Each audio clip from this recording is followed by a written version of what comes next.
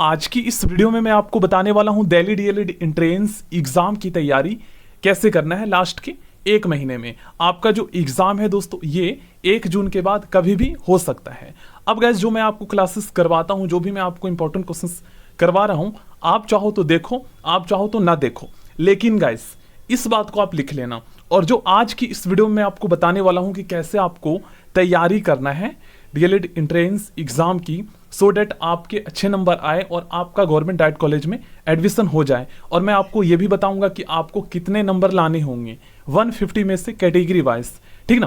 क्योंकि यहाँ पर क्या है ना, आपको आपके नंबर नहीं बताए जाते हैं, आपका रैंक लिस्ट जारी किया जाता है। तो बहुत सारे स्टूडेंट को तो पता ही नहीं लग पाता है कि उनके कितने नंबर आए हैं। कुछ स्टूडेंट खुद से कैलकुलेट करते हैं एग्जाम देने के बाद कि हाँ मेरा इतना सही हो सकता है, क्योंकि क्वेश्चंस पेपर तो उनको मिलते नहीं हार्ड कॉपी के रूप में। ऑनलाइन एग्जाम होता है, वहीं पर आपका जो है क्वेश्चंस सबमिट हो जाता है, मतलब कंप्यूटर में ही जो शो होता है, ठीक ना। तो इस वीडियो में जो मैं आपको बताने वाला हूँ गाइस, अगर आप लास्ट के 30 दिन ठीक है ना फॉलो कर लेते हो, लिख लीजिएगा, आप 150 में से स्कोर कर सकते हो और इजीली आपको गवर्नमेंट डाइट कॉलेज मिल जाएगा।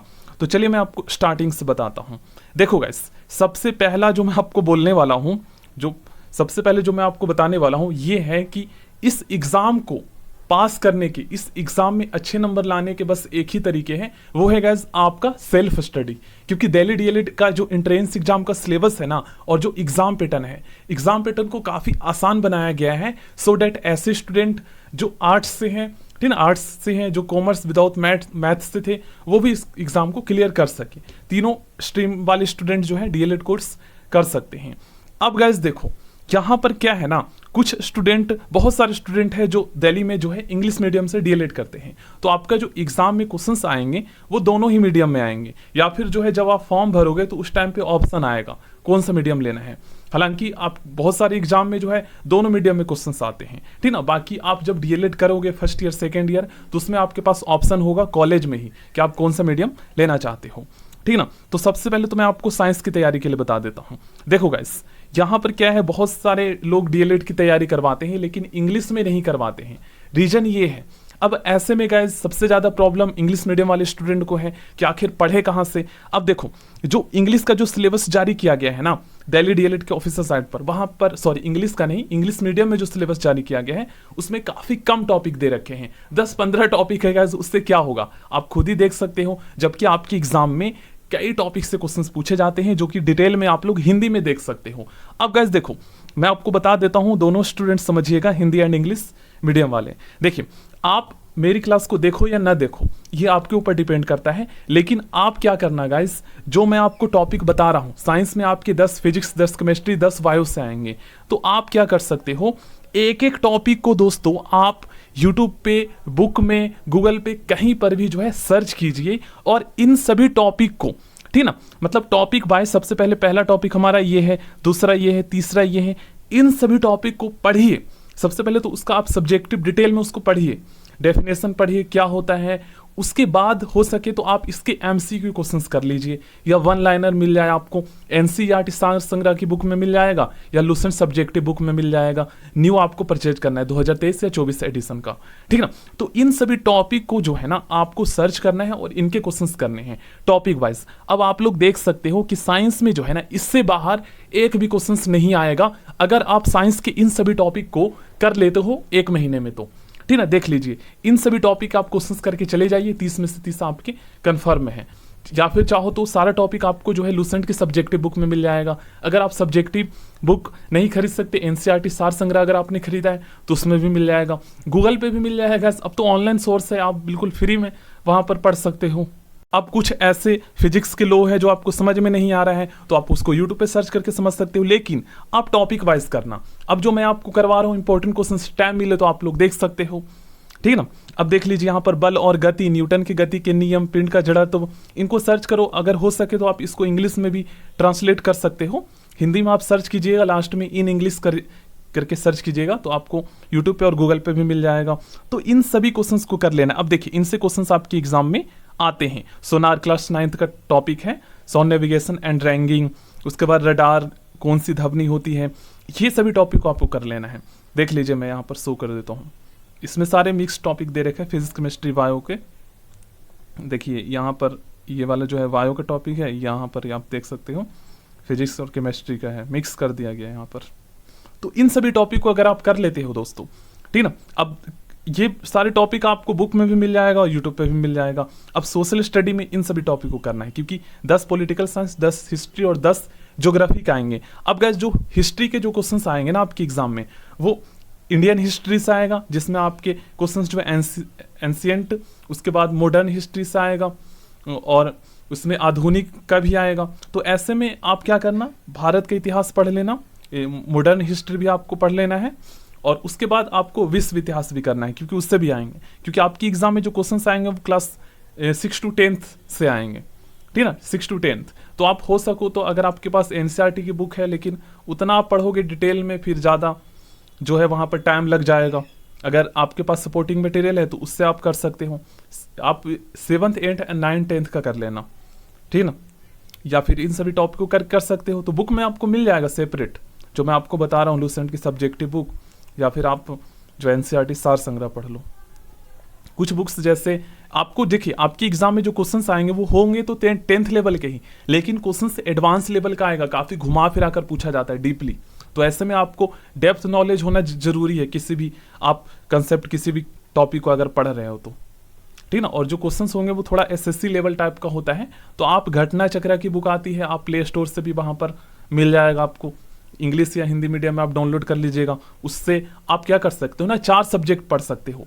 लूसेंट की जो मैं बुक बता रहा हूँ या घटना चक्र की बुक आप एसएससी जीके जीएस सर्च करोगे तो आपको मिल जाएगा प्ले स्टोर पर। उससे आप 4 सब्जेक्ट कर सकते हो, साइंस, सोशल स्टडी, उसके बाद आपको उसमें इकोनॉमिक्स एंड कंप्यूटर मिल जाएगा, और उसमें हो सके तो करंट अफेयर के भी क्वेश्चंस मिल जाएंगे, लेकिन आपको करंट अफेयर का करना है, मतलब कि जनवरी 2024 से लेकर जून तक का कर लेना है, ठीक है ना।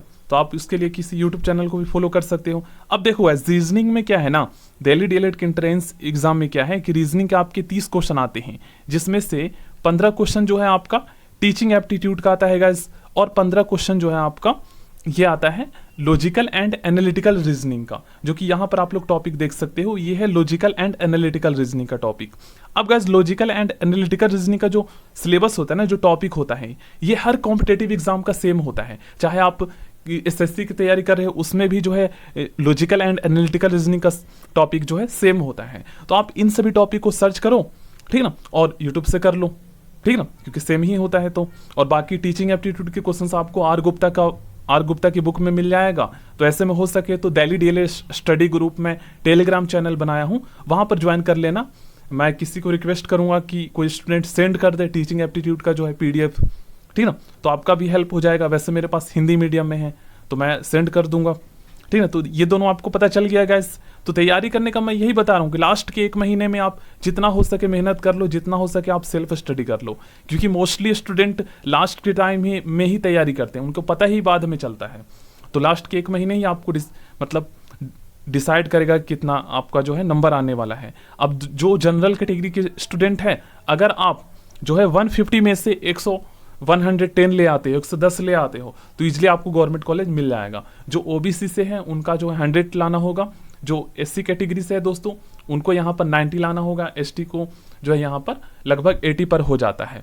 अब पिछले साल तो दोस्तों काफ़ी कम पर भी हुआ था, लेकिन इस साल कंपटीशन काफ़ी ज़्यादा है। लगभग इस साल जो है ना, मुझे लग रहा है 30,000 फॉर्म भरा जाएगा। पिछले साल 15,000 के आसपास फॉर्म भरा गया था, ठीक ना। तो इसी हिसाब से कट ऑफ जाएगा। अब हिंदी में क्या है, 10 क्वेश्चन आएंगे, जिसमें से 5 क्वेश्चन तो आपके पैसेज के आएंगे, ठीक ना, और 5 क्वेश्चन आपके ग्रामर के आएंगे। तो ग्रामर का टॉपिक बता देता हूँ। और इंग्लिश में जो है आपके 5 क्वेश्चन पैसेज के आएंगे और 5 क्वेश्चन आपके ग्रामर के आएंगे। पैसेज में कॉम्प्रिहेंशन होगा, जो आपके 10th या 12th में जो आता था वैसे ही जो पैसेज के क्वेश्चन आते थे। अब हिंदी में देखो आपको 5 टॉपिक कर लेना है, रस, अलंकार, संधि, समास, मुहावरे, इनको कर लेना है। ये 5 टॉपिक तो सब हर एग्जाम में ही क्वेश्चंस इनसे पूछे जाते हैं। रस, अलंकार, संधि, समास, मुहावरे, और कुछ टॉपिक्स है जो कि हाँ, इसमें जो है विलोम शब्द भी आपको कर लेना है। ये टॉपिक हो गया। सारा टॉपिक आप करोगे तो इसमें ज़्यादा टॉपिक दे रखा है। अब इंग्लिश में मैं आपको बता देता हूँ, 5 क्वेश्चन तो कंप्रीहेंशन का हो जाएगा, और 5 क्वेश्चन जो ग्रामर में होंगे या आपके दोस्तों पैसिव वॉइस का क्वेश्चन आएगा, डायरेक्ट इनडायरेक्ट स्पीच से आएगा, उसके बाद प्रीपोजिशन से आएगा, आइटम्स एंड फ्रेज से आएगा, और सब्जेक्ट वर्ब एग्रीमेंट का। तो इन सभी टॉपिक के क्वेश्चंस ऑलरेडी मैंने जो है ना बिहार डीएलएड में करवाए हैं, क्योंकि सिलेबस जो है ना लगभग दोनों का सेम है, इंग्लिश का भी हिंदी का भी, क्योंकि वही है, क्लास 10th लेवल के क्वेश्चंस पूछे जाते हैं दोनों में। अब मैथ के 10 क्वेश्चन आएंगे दोस्तों। तो देखो सबसे आसान तो मतलब आर्ट्स वाले स्टूडेंट के लिए काफ़ी आसान एग्जाम पैटर्न बनाया गया है।